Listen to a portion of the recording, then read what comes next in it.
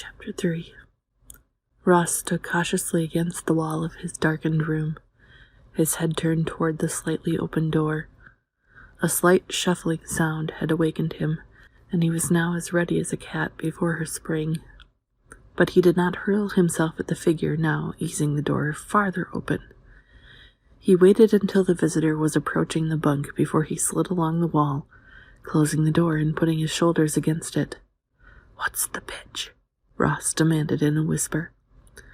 There was a ragged breath, maybe two, then a little laugh out of the dark. "You are ready?" The visitor's accent left no doubt as to his identity. Kurt was paying him the promised visit. "Did you think I wouldn't be?" "No." The dim figure sat without invitation on the edge of the bunk. "I would not be here otherwise, Murdoch. You are have plenty on the ball. You see, I have heard things about you. Like me, you were tricked into this game.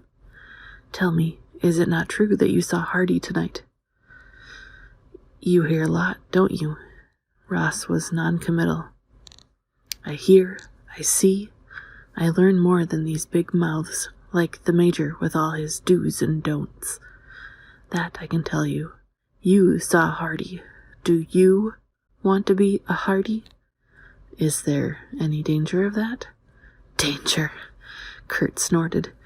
"Danger? You have not yet known the meaning of danger, little man. Not until now. I ask you again, do you want to end like Hardy? They have not yet looped you in with all their big talk. That is why I came here tonight. If you know what is good for you, Murdoch, you will make a break before they tape you." "Tape me?" Kurt's laugh was full of anger, not amusement. "Oh yes, they have many tricks here. They are big brains, eggheads, all of them with their favorite gadgets. They put you through a machine to get you registered on a tape. Then, my boy, you cannot get outside the base without ringing all the alarms. Neat, eh? So if you want to make a break, you must try it before they tape you." Ross did not trust Kurt, but he was listening to him attentively. The other's argument sounded convincing to one whose general ignorance of science led him to be as fearful of the whole field as his ancestors had been of black magic. As all his generation, he was conditioned to believe that all kinds of weird inventions were entirely possible and probable, usually to be produced in some dim future, but perhaps today. "They must have you taped," Ross pointed out. Kurt laughed again, but this time he was amused. "They believe that they have, only they are not as smart as they believe, the Major and the rest, including Milliard. No, I have a fighting chance to get out of this place, only I cannot do it alone. That is why I've been waiting for them to bring in a new guy I could get to before they had him pinned down for good. You are tough, Murdoch. I saw your record, and I'm betting that you did not come here with the intention of staying. So, here is your chance to go along with one who knows the ropes. You will not have such a good one again." The longer Kurt talked, the more convincing he was. Ross lost a few of his suspicions. It was true that he had come prepared to run at the first possible opportunity. And if Kurt had everything planned, so much the better. Of course, it was possible that Kurt was a stool pigeon, leading him on as a test. But that was a chance Ross would have to take. "Look here, Murdoch. Maybe you think it's easy to break out of here. Do you know where we are, boy? We're near enough to the North Pole as makes no difference.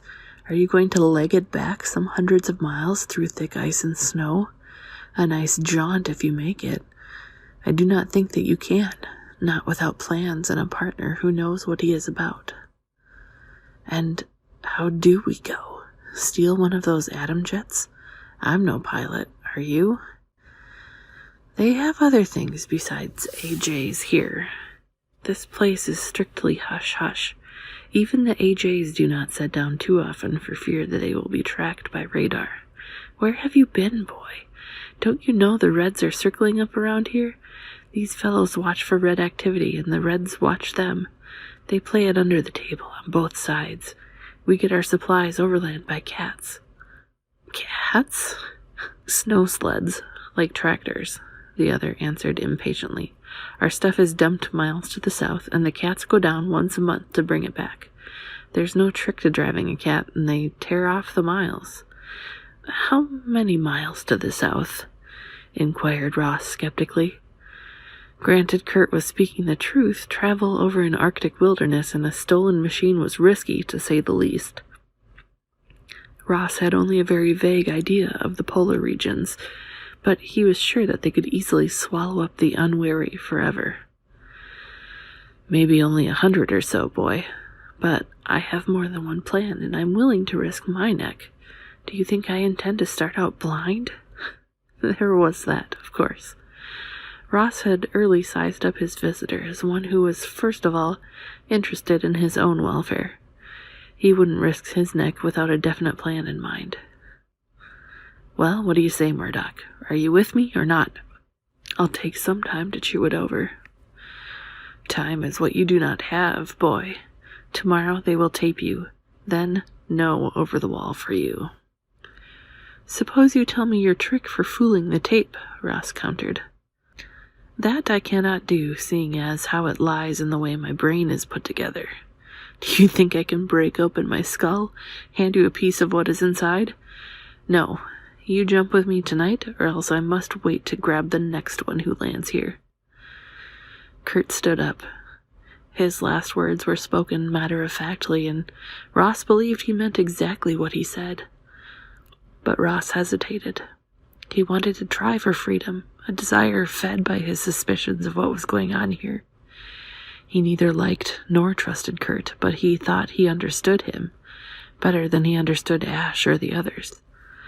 Also, with Kurt he was sure he could hold his own.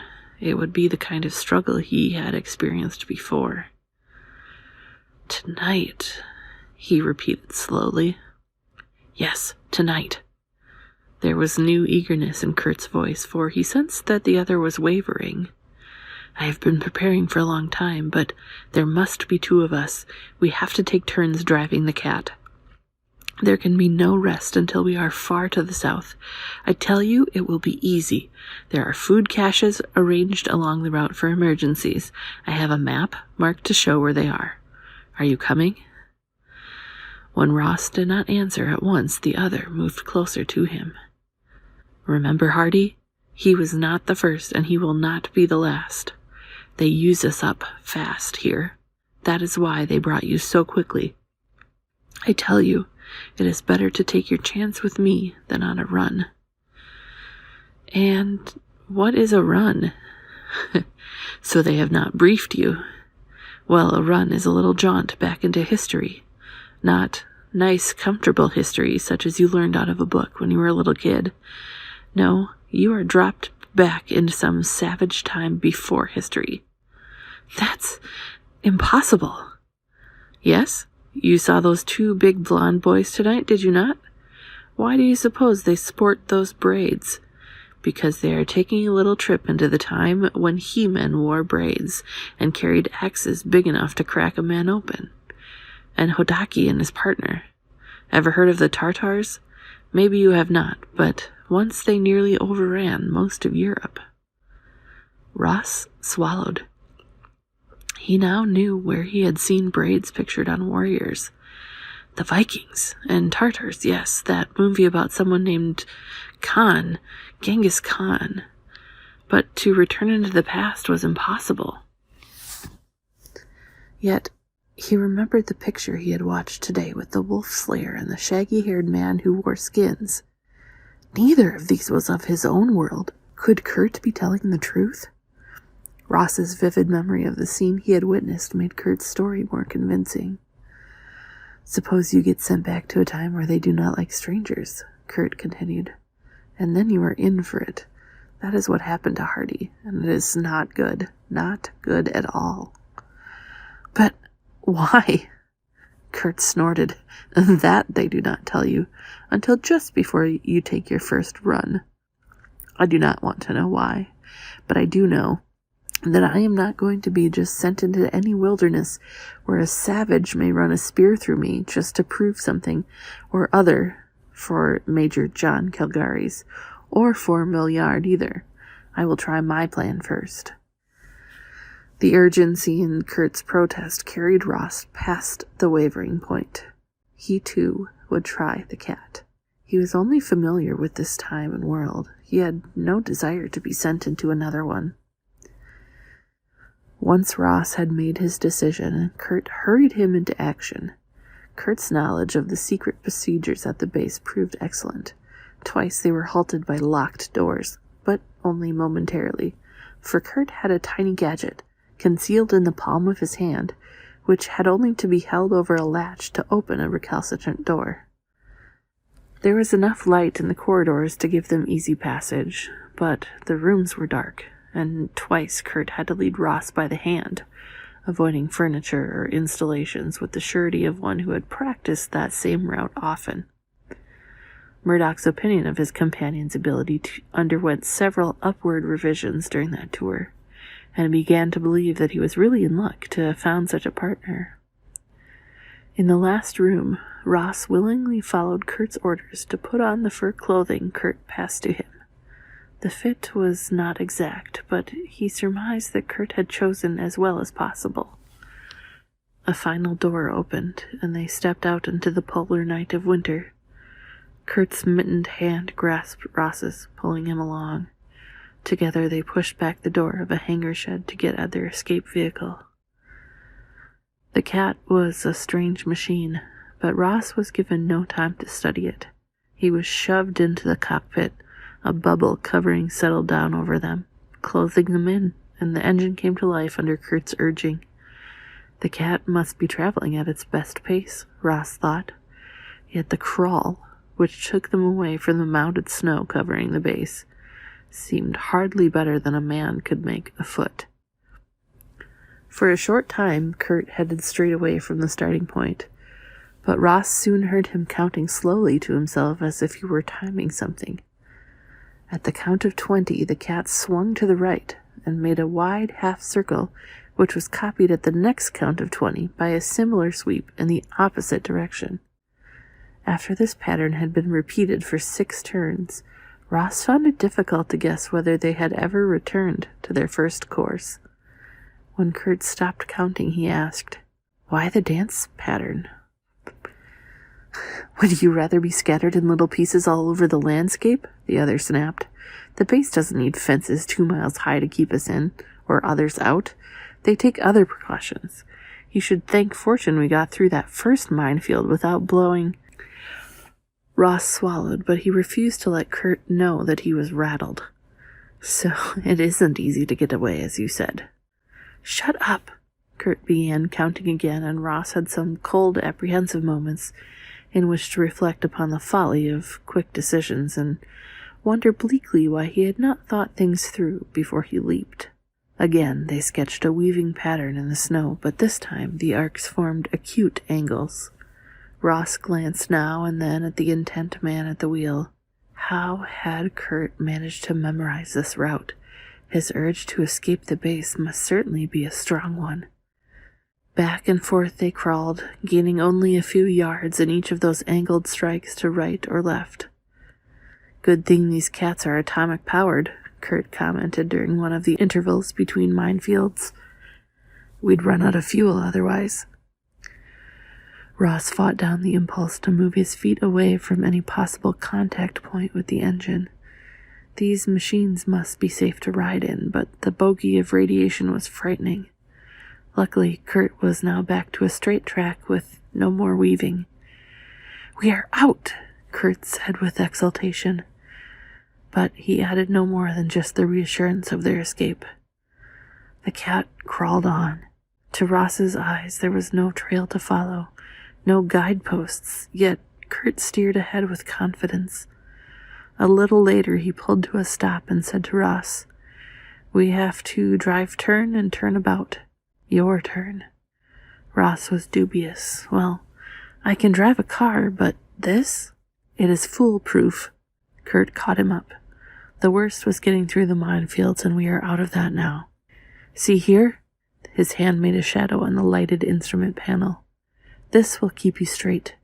If you can steer a car, you can steer this. Watch. He started up again and once more swung the cat to the left. A light on the panel began to blink at a rate which increased rapidly as they veered farther away from their original course. See? You keep that light steady and you're on course. If it begins to blink, you cast about until it steadies again. Simple enough for a baby. Take over and see. It was hard to change places in the sealed cabin of the cat, but they were successful, and Ross took the wheel gingerly. Following Kurt's directions, he started ahead, his eyes focused on the light rather than the white expanse before him. After a few minutes of strain, he caught the hang of it. As Kurt had promised, it was very simple. After watching him for a while, his instructor gave a grunt of satisfaction and settled down for a nap. Once the first excitement of driving the cat wore off, the operation tended to become monotonous. Ross caught himself yawning, but he kept at his post with dogged stubbornness. This had been Kurt's game all the way through, so far, and he was certainly not going to resign his first chance to show that he could be of use also. If there had only been some break in the eternal snow, some passing light or goal to be seen ahead, it would not have been so bad.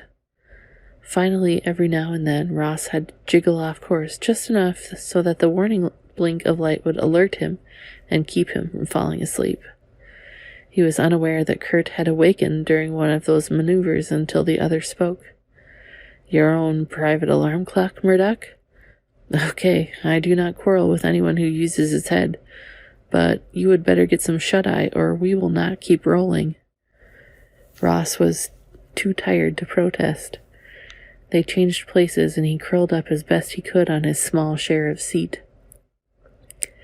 Only now that he was free to sleep, he realized he no longer wanted to.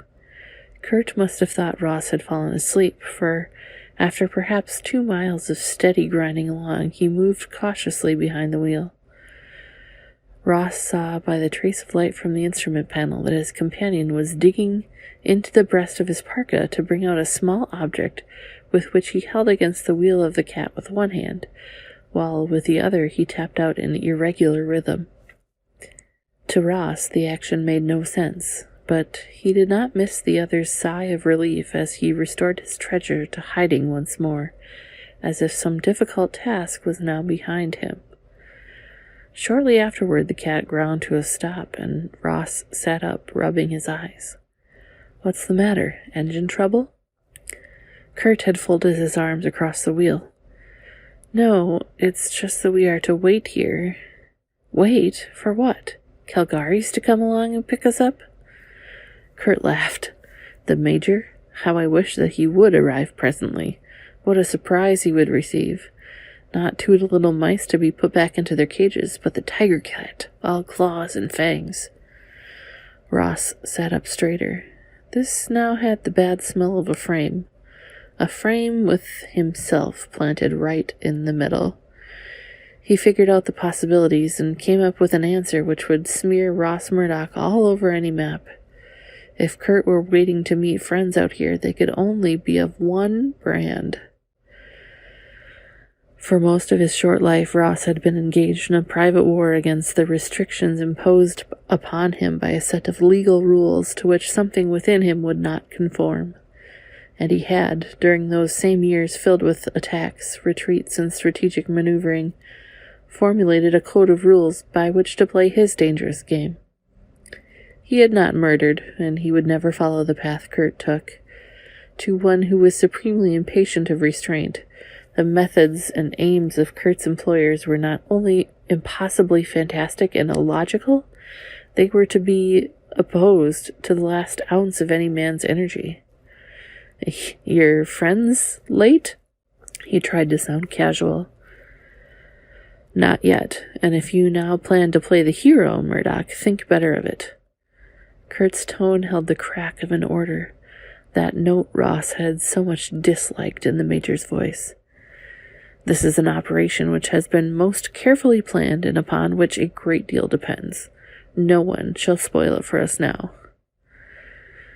The Reds planted you on a project, eh? Ross wanted to keep the other talking to give himself a chance to think. And this was the one time he had to think, clearly and with speed. There is no need for me to tell you the sad tale of my life, Murdoch, and you would doubtless find much of it boring. If you wish to continue to live, for a while at least, you will remain quiet and do as you are told.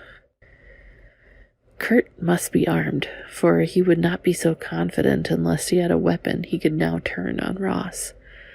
On the other hand, if what Ross guessed were true, this was the time to play the hero, when there was only Kurt to handle. Better to be a dead hero than a live captive in the hands of Kurt's dear friends across the pole.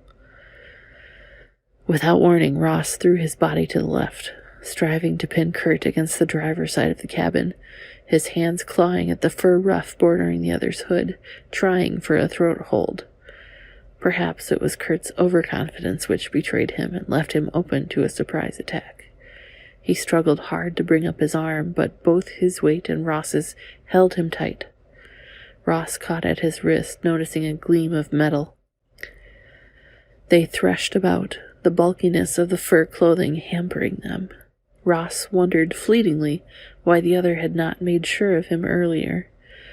As it was, he fought with all his vigor to keep Kurt immobile, to try and knock him out with a lucky blow. In the end, Kurt aided in his own defeat. When Ross relaxed somewhat, the other pushed against him, only to have Ross flinch to one side. Kurt could not stop himself, and his head cracked against the wheel of the cat. He went limp. Ross made the most of the next few moments. He brought his belt from under his parka, twisting it around Kurt's wrists with no gentleness. Then he wriggled about, changing places with the unconscious man. He had no idea of where to go, but he was sure he was going to get away, at the cat's top speed, from that point. And with that in mind, and only a limited knowledge of how to manage the machine, Ross started up and turned in a wide circle until he was sure that the cat was headed in the opposite direction. The light which had guided them was still on. Would reversing its process take him back to the base? Lost in the immensity of the cold wilderness, he made the only choice possible and gunned the cat again.